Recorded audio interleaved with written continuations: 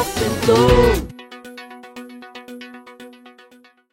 Ketemu lagi di Ketok Pintu, ketok hatimu dan pikiranmu. Biasa di saat ini saya mau ngobrol sama orang yang menurut saya sejagoan. Ini sahabat saya lah. Jagoan neon. Jagoan neon. Dia curang langsung main bocor. Saya tidak akan sebutin, tapi kita langsung ketemu. Saya biasa manggilnya Kang Nu. Orang pasti akan tahu. Saya sengaja mengundang dia untuk ngobrol lebih asik, dan saya juga pengen tahu dari sudut pandang dia tentang terjadi beberapa kejadian lah atau fenomena-fenomena yang sekarang. Nah, ini kasihnya malah kene. Damang juragan. Alhamdulillah. Kumaha sehat kenai? Gini-gini aja, Kang. Saya mau masih gini-gini aja. Sip. Kang, dengan ada beberapa kejadian yang sekarang ya, kalau kita lihat, saya mungkin membukanya dari kalau saya bilang kasus Saiful Jamil. Saiful Jamil. Sebetulnya kita tidak akan membahas kasusnya, karena sudah beres ya. Terus lewat kata mah. Iya. Cuman terjadi di masyarakat pada saat dia keluar dari, katakanlah dari penjara, selama dia sudah sebagai tersangka menjalani hukuman. Ada beberapa yang mengkritisi bahwa dia keluar dari penjara tuh glorifikasi, Kang. Iya. Selebrasi gitu. Dan ternyata mungkin termasuk saya juga yang melihat bahwa apakah ini berlebihan atau tidak ya. Cuman yang saya pikir adalah sebegitu disambut dan media ikut mendukung. Ya. Nah, sekarang saya pengen tahu menurut Akang, dengan adanya Saiful Jamil keluar, dia glorifikasi dari sudut pandang media dulu. Ternyata kumaha? Dua persoalan ini di Saiful Jamil. Satu, hukum positif kita. Ya. Kemudian tadi pertanyaan dari sudut pandang media. Ya. Nah, kalau dari segi hukum positif, dia sudah menyelesaikan masa hukumannya, gitu kan? Dia menjadi orang bebas, gitu kan? Meskipun kita tahu kasusnya memang agak menjijikan ya, kasus terakhir itu. Kasusnya banyak terkait lah gitu. Nah, media tentu saja menaruh perhatian besar ya terhadap kasus ini. Dari awal terus diikuti oleh media. Nah, selama si Saiful Jamil itu menjalani hukumannya, hilang. Tuh. Bahwa Saiful Jamil itu adalah public figure, dia penyanyi dangdut yang populer, iya. Tapi dia terpidana kan. Kemudian dia bebas. Keartisannya kan nggak lepas. Nah, mungkin beberapa media, beberapa rumah-rumah produksi dalam tanda kutip menunggu momen ini, gitu kan. Nah, ketika bebas kemudian sebagian media, terutama media elektronik, dalam tanda kutip menyambut. Nah, ini kan yang ramai kemudian. Karena di situ ada nilai sosial yang dipertanyakan oleh publik. Kenapa pelaku tindak kejahatan pelecehan seksual mendapat porsi penyambutan, mendapat porsi penyiaran yang begitu lumayan besar ya? Nah, ini yang dipertanyakan. Ini yang publik yang bereaksi lebih ke moral, mempertanyakan moral, gitu kan? Karena kita tahu bahwa tindakan kejahatan yang dilakukannya itu ya sudah sangat mencederai moral ya. Itu tindakan kejahatan yang mungkin di luar negeri sangat luar biasa, gitu kan? Nah, kemudian media mengangkatnya. Kan media juga tentu saja mungkin berpikiran bisnis juga ya.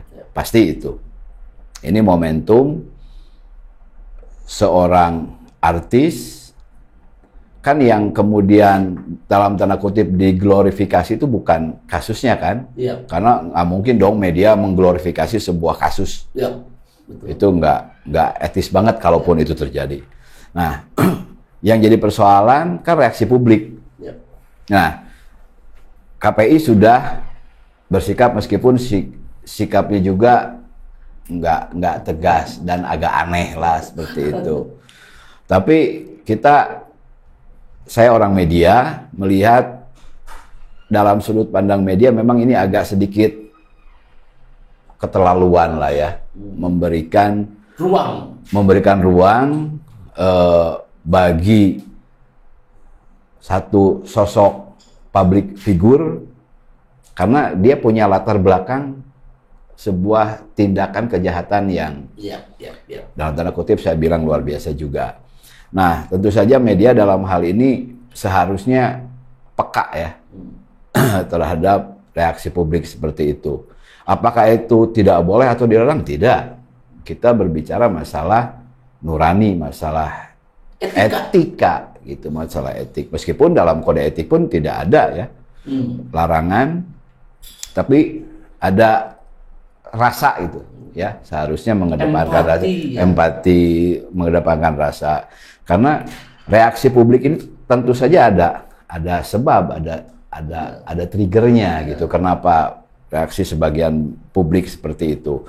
Nah, yang kita sayangkan justru reaksi dari lembaga negara itu KPI. Kok kenapa tidak tegas gitu?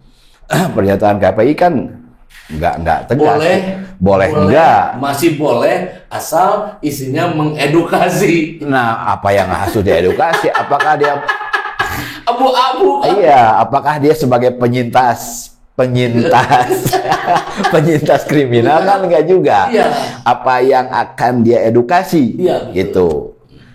Apakah nanti bagaimana menjadi pelaku pedofil yang baik sehingga tidak kena hukum, masa seperti itu? Atau seperti apa? Apakah nanti edukasi atau materi edukasinya seperti apa, kan kita juga nggak tahu. Tapi yang jelas dalam kasus ini seharusnya satu, KPI tegas ya.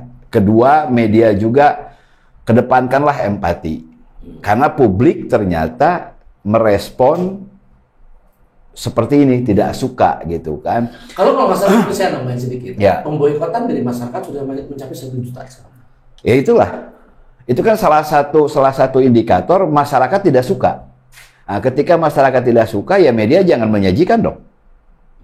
Bukannya dikonsumsi, tapi malah ada reaksi pastinya. Ini kan nggak bagus. Tapi di satu sisi ini pelajaran bagi kita, supaya bagi media ya, supaya ya kita lihatlah seperti apa. Karena tanggung jawab media itu tidak hanya sebatas menyiarkan informasi, tapi juga bertanggung jawab terhadap dampak dari informasi itu. Atau mungkin begini, saya soal tahu ya Kang. Mungkin media juga berperan serta di situ, tapi dia menjelaskan dari duduk persoalannya. Oke. Agak diulang lagi mungkin. Gitu. Ya, jadi bahwa Saiful Jamil telah keluar dari penjara, katakanlah begitu, dengan masa hukuman sekian, bla bla bla bla, dan dia sudah begini. Bukan menyajikan sebuah selebrasi atau glorifikasi. Tapi terlihat kan ketika dia bebas, ada dalam tanda kutip ritual pengalungan bunga, kan luar biasa itu. Siga nu karek balik di Olimpiade kan. Gitu. Menang medali, bebas gitu. Itu kan salah satu mungkin tidak disadari sebelumnya ya. Iya. Tidak diperhitungkan reaksi yang akan muncul. Tapi yang jelas ini ada moral publik yang harus kita hormati gitu. Ada sesuatu hal yang harus kita jaga, karena media itu ya tanggung jawabnya, salah satu tanggung jawab yang paling utama ya ke publik. Gitu. Itu tanggung jawab media itu ke publik. Tambah menarik begini. Pada saat glorifikasi keluar itu sudah cukup besar. Dan hebatnya besoknya ada lagi di TV. Nah itulah. Di sebuah program. Dan ada sebuah pertanyaan dan dijawabnya lucu menurut saya. Bang Ipul dendam nggak sama, dan dia keluar statement ini, saya tidak dendam orang yang sudah menjebloskan saya ke penjara. Itulah kan publik akhirnya disuguhkan wacana-wacana yang nggak perlu kan gitu. Jadi seolah-olah seperti bahwa dia sebagai korban. Sebagai korban. Iya, makanya itu kan sebuah wacana yang nggak perlu sebenarnya kan. Ya artinya Saiful Jamil sebagai sosok yang sudah menjalani masa hukuman, ya berlakulah sebaik mungkin, jangan menimbulkan kesan apapun gitu kan. Apalagi ada statement yang aneh itu, saya tidak dendam kepada yang menjebloskan, berarti dia yang menjebloskan kan negara, kan hukum itu negara kan. Dendam ke negara itu nggak make sense, itu bodor akhirnya gitu kan. Ini menarik. Kenapa muncul statement yang bodor itu? Karena ada pertanyaan yang bodor juga mungkin kan dari media gitu. Iya, itu kan nggak perlu gitu. Nggak perlu gitu. Nggak perlu. Oke Kang, masih gini. Media tidak berusaha untuk mengimbangi dengan berita-berita tadi dengan berita-berita menurut sudut pandang Akang. Gitu. Pada saat sekarang kan ini begitu ramai kan, sampai sekarang nggak berhenti nih Kang. Ya. Informasinya nggak berhenti lah kalau dibilang. Saiful Jamil ini sampai malahan jawabannya itu dimuatkan juga. Ya. Jawaban Saiful Jamil adalah mengatakan, saya sih diam saja, dari dulu juga saya seperti ini, biarkan ya orang ngomong, saya akan tetap ini melakukan apa yang kegiatan dan segala macam gitu. Nah, media tidak berusaha untuk meluruskan kan? Maksudnya gitu, kondisi-kondisi ini. Iya, media itu kan berpatokan pada prinsip dasar bagaimana cover both side. Kedua-dua pihak harus diberi ruang yang sama. Nah, ya media ada di koridor itu, gitu. Tapi ketika misalnya si media mencoba mengambil kesempatan, keuntungan dari kasus ini untuk katakanlah meningkatkan rating atau meningkatkan clickbait dan sebagainya, ini yang harus disadari media. Gitu. Ini ya sesuatu hal yang hindarilah hal seperti itu yang bersifatnya kontroversi, apalagi di dalam kasus ini mengandung ya moral hazard ya. Kalau saya bilang gitu dari si pelaku gitu, bahwa hukumannya sudah selesai gitu. Tapi karena perbuatannya itu dia bertanggung jawab dan sudah dilaksanakan. Tapi kan ada kewajiban sosial bagaimana dia menjaga supaya apa yang sudah dia penuhi hukumannya itu ya tetap bagus gitu. Jangan kemudian memancing lagi, memicu lagi kontroversi lanjutan seperti itu. Nah, mungkin kita kritik juga ya media, saya orang media mengkritik juga, janganlah mencari berita-berita sensasi meskipun di situ ada nilai ekonomi lah. Di situ pasti ada nilai ekonomi. Tapi dihindarilah gitu. Nah, ini sekali lagi kasus Saiful Jamil ini pelajaran buat kita semua gitu. Pelajaran buat kita semua. Banyak sekali contoh Kang di luar negeri. Siapa komedian itu? Bill Cosby gitu. Betapa hukuman sosialnya yang dia terima begitu besar. Bill Cosby adalah aktor besar. Dia disebut juga American Daddy. Ya, sangat ideal di layar kaca. Tapi kesehariannya dia punya persoalan gitu. Nah, hukuman yang diterima oleh si American Daddy, si Bill Cosby itu sangat berat. Apakah Bill Cosby kemudian melakukan perlawanan? Kan tidak. Gitu. Seperti itu. Maksud saya yang dilakukan Saiful Jamil bukan sebuah perlawanan, tapi ada pihak-pihak yang memberikan kesempatan Saiful Jamil untuk tampil kembali seolah-olah dia itu good man gitu nggak lah. Oke.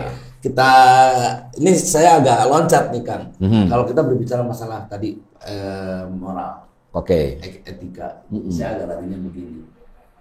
Pada saat sekarang seorang koruptor sudah bukan disebut lagi sebagai seorang koruptor atau katakanlah mungkin media Kang yang agak tarik gitu ya. Nggak mau lagi dibilang maling. KPK mengatakan bahwa mereka itu adalah penyintas.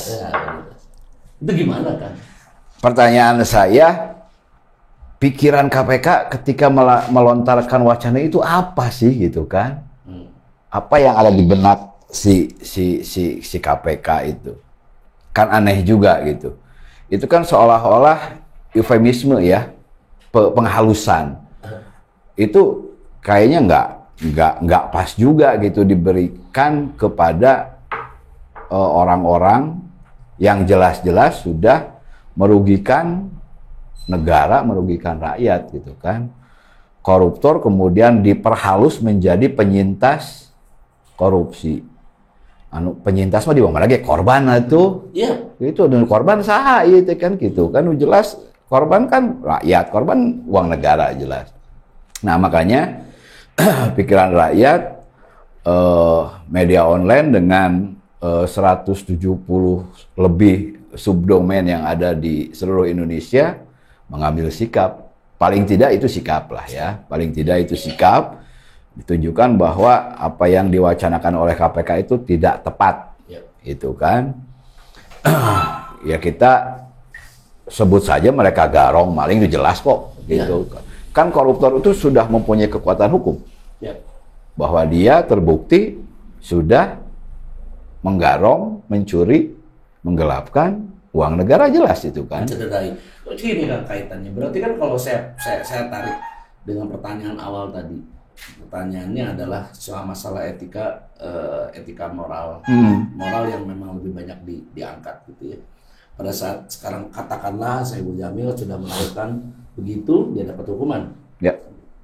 Koruptor juga sama. Malah ada yang lebih parahnya lagi mengatakan bahwa saya punya keluarga, saya kasihanilah saya, kan begitu kan. Ya, dia keluarganya mungkin 10. Indonesia itu keluarganya 200 juta. Nah itu kan. Nah, berarti sama-sama moral kalau kita lihat gitu ya. Menurut sudut pandang Akang, pada saat KPK memberikan itu dia berpikir nggak sih kira-kira? Nah itu pertanyaan saya kan itu. Kumaha sih mimitina KPK boga pikiran gitu tah hayang ngarubah koruptor jadi penyintas korupsi gitu kan. Nggak pas gitu sebenarnya, nggak pas dari sudut pandang apapun, nggak pas gitu, dari sudut tata bahasa nggak pas gitu kan, terus dari sudut hukum positifnya juga nggak pas kan. Kan KPK aja Komisi Pemberantas Korupsi, bukan Komisi Pemberantas Penyintas, bukan Undang-Undang Tipikor Tindak Pidana Korupsi gitu kan. Ya udah koruptor gitu. Ya, gini Kang, maksudnya gini, kalau kita melihat, kalau saya agak sambungan, saya agak so tahu aja kan, masyarakat, saya juga dapatnya karena dari media. Itu masuk pelemahan sih Kang, menurut sudut pandang Akang. Sudut Akang iya, pelemahan kan tidak hanya itu gitu kan, tidak hanya melalui istilah-istilah gitu kan. Pelemahan KPK iya, tapi penguatan koruptor juga iya gitu kan. Nah, kita lihatlah di kepengurusan KPK sekarang kan banyak hukuman yang ringan ya, tuntutannya ringan, vonisnya justru lebih ringan gitu kan. Terakhir siapa Pinangki itu kan ada korting ya, di korting asik pisannya, kasihan karena punya anak gelis deh, lebar. Kalau orang Sunda mah selalu bisa ada kalimat lebar. Oh iya, lebar gelis cenah ieu balad euy. Nah, seperti itu kan. Jadi kalau misalnya publik, akademisi, studi, survei menyatakan bahwa KPK sekarang dilemahkan, ya indikatornya banyak banget. Itu mungkin juga salah satu ya untuk maksudnya gini, memperhalus dengan kalimat bahwa seorang koruptor menjadi penyintas gitu ya. Itu kan maksudnya kan lebih, saya kalau nggak salah baca begini, bahwa mereka setelah katakanlah dipidana, mereka jadi sebagai tersangka dan dia akan memberikan pengarahan atau apa maksudnya? Iya, semacam kampanye dan sebagainya, gitu. Ya untungnya ya semua itu tidak jadilah ya untungnya ya. Sekarang nih. Oh gitu. Nggak jadi. Atau dipospon atau sementara di. Ya nggak jadi aja, nggak tahu ya. Ya untungnya nggak jadi deh seperti itu. Nah artinya apa? Ini kan kebijakan yang memancing reaksi publik itu kan yang jadi dasar. Kebijakan yang memancing reaksi publik. Sekarang itu reaksi publik mungkin lebih kuat sehingga beberapa kebijakan itu dalam tanda kutip tidak jadi dilaksanakan atau ditunda atau apalah. Yang jelas tidak jadi sekarang lah gitu. Nah artinya kebijakannya kan tidak dipikir matang-matang dong. Bukannya mendapat dukungan, tapi mendapat reaksi perlawanan dari publik. Artinya kan pemikiran, perencanaan, sampai keputusannya itu nggak bagus, nggak matang. Buktinya apa? Publik bereaksi. Ya. Gitu. Ada kaitannya nggak? Misalnya gini, ini berdekatan sekali dengan 75 anggota KPK pemeriksa yang mereka batal. Ya. Sebenarnya ada kaitannya nggak sih, Kang? Kalau dari sudut pandang media? Ya, kalau lihat indikatornya ya memang terkait gitu. Ya, lihat indikatornya kan. Kita lihat indikator lah. Meskipun itu memang perlu didalami lagi. Artinya kita harus wawancara langsung dengan ketua KPK gitu kan. Bahwa nanti pada saat wawancara dia ngaku atau tidak ngaku itu urusan lain lah ya, kita bisa konfirmasi lebih jauh. Tapi yang jelas antara satu peristiwa internal KPK dengan peristiwa-peristiwa lain ya asa nyambung gitu kan. Nyambung. Dari mulai 75 Pak anggota KPK yang tidak bisa diangkat karena faktor kurang kebangsaan dan segala macam. Iya.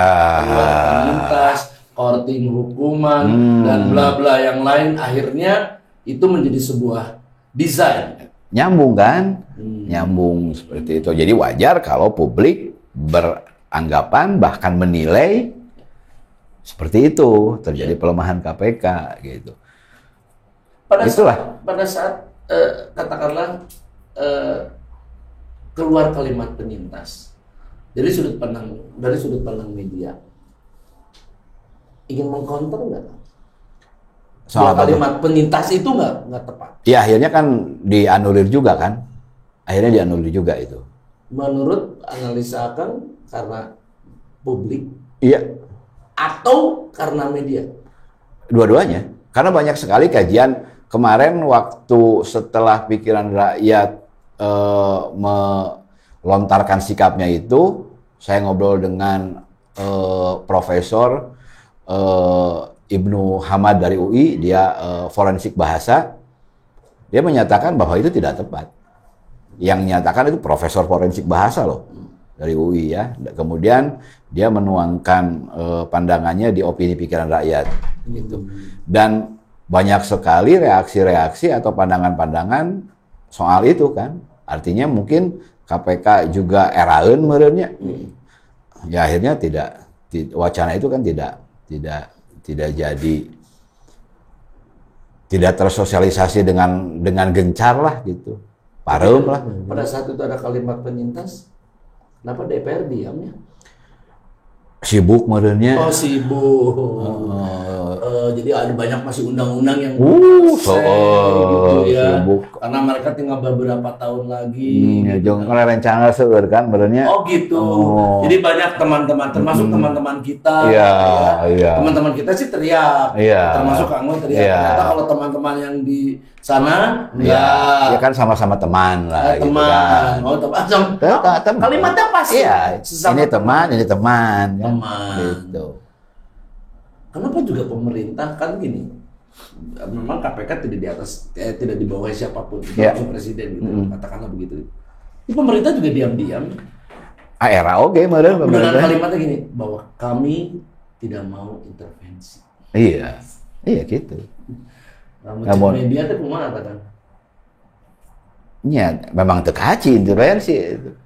Nggak boleh, tapi kan mestinya dia minimal mengeluarkan sebuah statement untuk mendorong. Kan pemerintah itu adalah katakanlah kepanjangan tangan juga dari masyarakat. Iya. Benar nggak? Nah sekarang tiba-tiba jadi hilang kan berita itu, kenapa ya? Sibuk sih Gana. Oh, sibuk. Gana. Ini kalau ngomong sama Kang Nur, masih banyak yang masih kita obrolin lagi. Nanti kita balik lagi biar diketuk pikiran dan hatinya. Oke. Ketok pintu.